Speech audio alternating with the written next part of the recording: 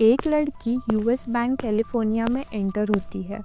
वो अपनी बैग से एक छोटी सी पेपर स्लिप निकालती है और कैशियर के सामने रख देती है। पहले तो कैशियर सोचता है कि ये कोई नॉर्मल डिपॉजिट स्लिप होगी, लेकिन वो नोट पे लिखा हुआ था, मेरे पास बॉम्ब है, चुपचाप पैसे दे दो। कैशियर उसको बिना कुछ आवाज़ किए घबराते हुए पैसे दे देता है। Hello guys, welcome back and let's dive deep into today's case of the bombshell bandit.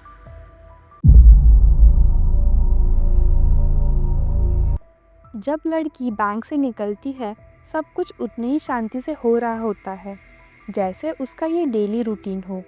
उसका बिहेवियर बिल्कुल नॉर्मल लग रहा था। जब तक लोग इस केस को समझते, वो लड़की अगली बैंक की तरफ मूव कर चुकी थी। कैलिफोर्निया के बाद अरिज़ोना में एक और रॉबरी हुई, फिर यूटाह में। हर बार वही तरीका, एक नोट, एक धमकी और शांति से पैसे ले जाना। हर बार वो लड़की अपने अपीयरेंस को चेंज कर लेती थी ताकि कोई उसे पहचान ना सके। हर बैंक का लूटना उसके लिए एक नॉर्मल काम हो गया था। FBI को समझ आने में टाइम लगा। एक बार जब उन्होंने सब फुटेज देखी तो उन्हें लगा कि ये कोई मास्टरमाइंड हो सकती है। उनके मन में कई सवाल थे कि क्या ये किसी गैंग का हिस्सा थी या कोई प्रोफेशनल रॉबर। शायद उसका मोटिव पैसे कमाना नहीं था और उसका टारगेट कुछ और था। जब FBI के पास अब तक कोई सॉलिड एविडेंसेस नहीं थे जो इस लड़की का मोटो एंड आइडेंटिटी रिवील करे, इसलिए जब FBI ने अपनी इन्वेस्टिगेशन शुरू की तो उनके पास एक थियोरी थी। ये लड़की किसी बड़े क्राइम्स का हिस्सा हो सकती थी। पर जैसे जैसे इन्वेस्टिगेशन आगे बढ़ रही थी, कुछ और ही राज सामने आ रहे थे।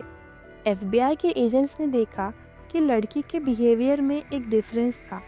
वो हमेशा शांत रहती थी, कोई इमोशन नहीं दिखाती थी। क्या वो इस क्राइम में खुद को प्रूव करने की कोशिश कर रही थी या फिर उसके पीछे कोई और वजह थी? इस लड़की का नाम FBI ने रखा बॉम्बशेल बैंडिट। FBI के एजेंट्स को एक इम्पॉर्टेंट क्लू मिला। एक वीडियो फुटेज में लड़की का फेस क्लियरली दिखाई दिया था और एक छोटी सी डिटेल जो उनको मिली वो थी कि लड़की के लेफ्ट हैंड में टैटू था। ये टैटू एक लोकल आर्टिस्ट का था जो सिर्फ एक ही सिटी में बनाता था। इससे उन्होंने सस्पेक्ट की डायरेक्शन पकड़ी। फिर एक एजेंट को याद आया कि कुछ टाइम पहले उन्होंने सिमिलर रॉबरी केस के बारे में सुना था जिसमें एक लड़की का नाम संदीप कौर था जो एक स्मॉल टाइम क्रिमिनल थी। जब FBI ने संदीप के पुराने रिकॉर्ड चेक किए तो पता चला कि उसकी पुरानी आइडेंटिटी भी कुछ बैंक्स के रॉबरीज केस में इन्वॉल्व थी। ये डिस्कवरी FBI के लिए गेम चेंजर था। जब उन्होंने संदीप कौर का बैकग्राउंड की डिटेल्स पकड़ी तो उन्हें पता चला कि उसकी आइडेंटिटी में कुछ और मिस्टीरियस एस्पेक्ट्स को रिवील किया। संदीप कौर 11 नवंबर 1989 को पंजाब के एक छोटे से गांव में पैदा हुई थी। एक ट्रेडिशनल सिख फैमिली में बॉर्न हुई संदीप के माँ बाप के लिए वो सिर्फ एक बेटी नहीं बल्कि अपने बेटर फ्यूचर का सपना था। संदीप के माँ बाप बहुत हार्डवर्किंग इमिग्रेंट्स थे। अपने बच्चों के लिए एक नई दुनिया, एक बेटर लाइफ बनाने आए थे। उनका फोकस क्लियर था, एजुकेशन और डिसिप्लिन के साथ अपने बच्चों को सक्सेस की तरफ ले जाना। संदीप का जीवन एक परफेक्ट एग्जाम्पल बन गया था उनकी मेहनत और उनके सपने का। संदीप एक प्रोडिजी थी। सिर्फ 15 साल की उम्र में ही उन्होंने स्कूल की पढ़ाई कंप्लीट कर ली थी। उस टाइम जब उसके उम्र के बच्चे स्कूल की छुट्टी के बाद गेम्स और मस्ती करते थे, संदीप अपने लाइफ के गोल्स पर फोकस कर रही थी। 19 साल की उम्र तक संदीप एक लाइसेंस्ड नर्स बन चुकी थी। एक ऐसी प्रोफेशन जो सिर्फ एक करियर नहीं, एक सर्विस का मिसाल थी। उन्होंने ऑन्कोलॉजी और जेल इमेज्स के साथ काम किया, एक नर्स की तरह नहीं, एक फरिश्ते की तरह। कैंसर पेशेंट्स के लिए वो उम्मीद की रोशनी थी और उन पेशेंट्स के लिए एक सहारा जो दुनिया के किनारे पर खड़े थे। संदीप कौर की कहानी 2008 के आसपास शुरू होती है जब उन्होंने स्टॉक मार्केट में इन्वेस्ट करना शुरू किया। उस वक्त उन्होंने सोचा कि ये एक अच्छा इन्वेस्टमेंट अपॉर्चुनिटी है। उन्होंने अपना पैसा स्मार्टली लगाया और धीरे धीरे उनकी इन्वेस्टमेंट से उन्हें अच्छा रिटर्न मिलने लगा। 2010 तक उन्होंने काफ़ी पैसा कमा लिया।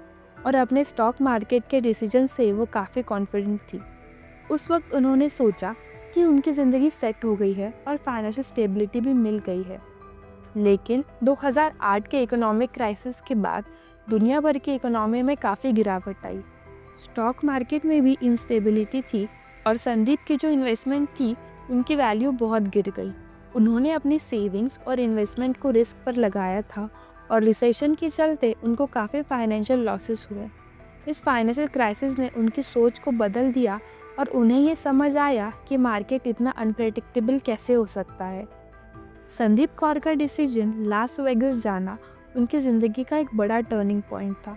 2012 के आसपास जब उन्होंने स्टॉक मार्केट में अपना पैसा कमा लिया तो उनका मन था कि कुछ और अलग एडवेंचरस करना है। उन्होंने सोचा कि लास वेगास जाके अपनी लाइफ का थोड़ा इंजॉय करेंगे, स्ट्रेस से दूर जाएंगे और जो पैसा उन्होंने कमाया था उससे कुछ और मज़ा ले लेंगे। वेगास की दुनिया ब्राइट लाइट्स और कसिनो से बहुत ज़्यादा भरी थी। उन्होंने सुना था कि वहाँ बहुत लोग अपनी ज़िंदगी बदलते हैं और अपनी खुशियाँ ढूंढते हैं। लेकिन जब संदीप ने वहाँ जाना शुरू किया तो पहले उन्होंने बस थोड़ी सी गैम्बलिंग की। इनिशियली उन्होंने कैसीनो में थोड़े बेट्स लगाए, लेकिन जल्दी ही उनको गैम्बलिंग का चस्का लग गया। पहले थोड़ा पैसा जीतना, फिर उसी पैसे को गैम्बल करना, इस साइकिल ने उन्हें अपने कंट्रोल से बाहर कर दिया। उन्होंने सोचा कि अगर वो थोड़ा और रिस्क उठाएंगी तो वो और ज़्यादा पैसा जीत सकती है, लेकिन यह उनके लिए एक गलत डिसीजन साबित हुआ। 2013 तक उनका गैम्बलिंग का एडिक्शन इतना बढ़ गया था कि उन्होंने अपना काफ़ी पैसा छुपाकर और कभी कभी तो अपना स्टॉक मार्केट इन्वेस्टमेंट को भी बेचकर कसिनो में लगा दिया। वो हर दिन कसिनो के अंदर थी और जितना उनको लगता था कि वो जीत रही है उतना ही ज़्यादा वो और गैम्बल कर रही थी। हर बार जीतने पर उनको लगा कि शायद वो ज़िंदगी को जीत गई है, लेकिन हर हार के बाद उनको फाइनेंशियल सिचुएशन और भी खतरनाक हो गई। संदीप कौर का फाइनेंशियल स्ट्रगल धीरे धीरे बहुत ही कॉम्प्लेक्स होता गया।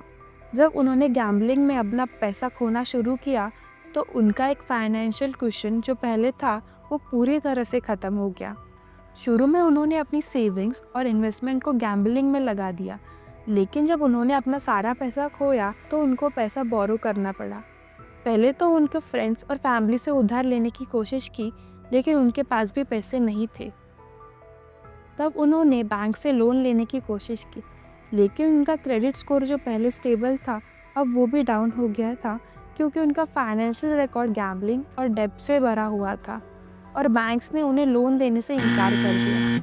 फिर उन्होंने अल्टरनेट सोर्स से पैसे लेने का सोचा, जैसे कि प्राइवेट लेंडर्स और लोन शार्क्स।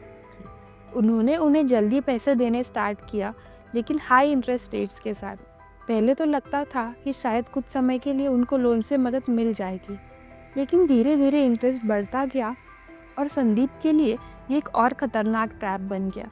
हर महीने उन्हें उनके पैसे चुकाने पड़ते थे और इंटरेस्ट की वजह से उनका लोन इतना बढ़ गया कि उनके लिए उसे निकलना बहुत मुश्किल हो गया था। लोन शार्क्स का प्रेशर और ज़्यादा बढ़ने लगा। उन्होंने संदीप को थ्रेटन करना शुरू कर दिया।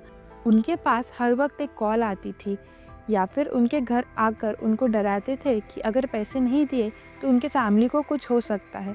ये प्रेशर दिन ब दिन बढ़ रहा था और संदीप को समझ में नहीं आ रहा था कि किस तरह उनके डेब्ट्स को मैनेज करे। उन्होंने सोचा कि अगर वो गैम्बलिंग को छोड़ दे तो शायद थोड़ा फाइनेंशियल स्टेबिलिटी मिले, लेकिन वो एडिक्शन इतना स्ट्रांग था कि वो अपने आप को कंट्रोल नहीं कर पा रही थी। इस सिचुएशन में उनका मेंटल हेल्थ भी गिर गया था। वो हर वक्त सोचती रहती थी कि कब वो अपने फाइनेंशियल लाइफ को ठीक कर पाएगी। लेकिन जब उन्होंने देखा कि लोन शार्क्स के प्रेशर की वजह से उनकी ज़िंदगी और कॉम्प्लेक्स हो गई है तो उन्हें रियलाइज़ हुआ कि वो एक बहुत बड़ी मुसीबत में फंस गई है। तब संदीप के दिमाग में एक और आइडिया आया। उनको लगा कि कुछ बड़ा किया जाए तो शायद पैसे जल्दी मिल सकते हैं और प्रॉब्लम्स भी सॉल्व हो सकती है। उसने सोचा कि अगर वो ट्रेडिशनल तरीके से पैसे कमाने की कोशिश करेगी तो वो कभी भी गैम्बलिंग और लोन शार्क्स के कर से नहीं छूट पाएगी। तो उन्होंने डिसाइड किया कि वो बैंक्स रॉबरी करेगी। उसका प्लान बहुत सिंपल था। वो हर रॉबरी में अपना लुक चेंज करती थी। बैंक के अंदर जाके वो एक पेपर स्लिप निकालती थी जिसमें लिखा होता था, मेरे पास बॉम्ब है, चुपचाप पैसे दे दो। ये सिंपल थ्रेट उसने इसलिए चूज़ किया था क्योंकि उसे लगता था कि कोई भी इस धमकी को इग्नोर नहीं कर सकता। बैंक का कैशियर डर के मारे बिना कुछ कहे पैसे दे देता था। जब तक एफबीआई ने संदीप कौर की आइडेंटिटी कंफर्म की, वो ऑलरेडी अपने रॉबरी स्पेयर को कंटिन्यू कर रही थी, लेकिन उसका टाइम आने वाला था। एक दिन उसके लक का पत्ता चल गया। एक हाई स्पीड चेज ने पूरी स्टोरी की एंडिंग लिख दी। मल्टीपल स्टेट से होती हुई पुलिस और संदीप के बीच एक इंटेंस चेज हुई, कैलिफोर्निया से लेकर अरिजोना, यूटा तक। वो सभी स्टेट लाइन को क्रॉस कर गई थी, लेकिन आखिरकार 31 जुलाई 2014 को संदीप को पकड़ लिया गया। पर यह सिर्फ शुरुआत थी। जब तक वो अरेस्ट हुई तब तक वो अपने इलीगल काम को सबके नज़रों से छुपाने में काफ़ी स्मार्ट थी। जब 2014 में संदीप को अरेस्ट किया तब भी कोई नहीं जाना था कि ये केस अभी ख़त्म नहीं हुआ। उनके अरेस्ट के बाद एफबीआई ने फाइनल स्टेप किया। 2015 के अप्रैल में संदीप का ट्रायल शुरू होता है। संदीप को 66 मंथ्स की जेल और सज़ा के तौर पर $40,000 जो उसने लूट लिए थे वो वापस करने का ऑर्डर था। ये पैसा उसके रॉबरी के थे, लेकिन क्या संदीप एक रॉबर थी या उसके अंदर कुछ और था? अब फिलहाल तो संदीप उनके 5.5 इयर्स के पनिशमेंट के बाद 2020 में ही जेल से बाहर आ गई है, बट आज क्या करती है ये किसी को नहीं पता। तो ये थी संदीप कौर की कहानी, एक लड़की जो अपने इंटेलिजेंस और प्लानिंग से एफबीआई को भी कंफ्यूजन में डाल गई थी। एक मिस्ट्री जिसका जवाब अभी भी दिमाग में है। उसकी स्टोरी रॉबरी से लेकर हाई स्पीड चेजेस तक अभी भी लोगों के बीच घूम रही है। So guys, do subscribe our channel, like, share and thanks for watching.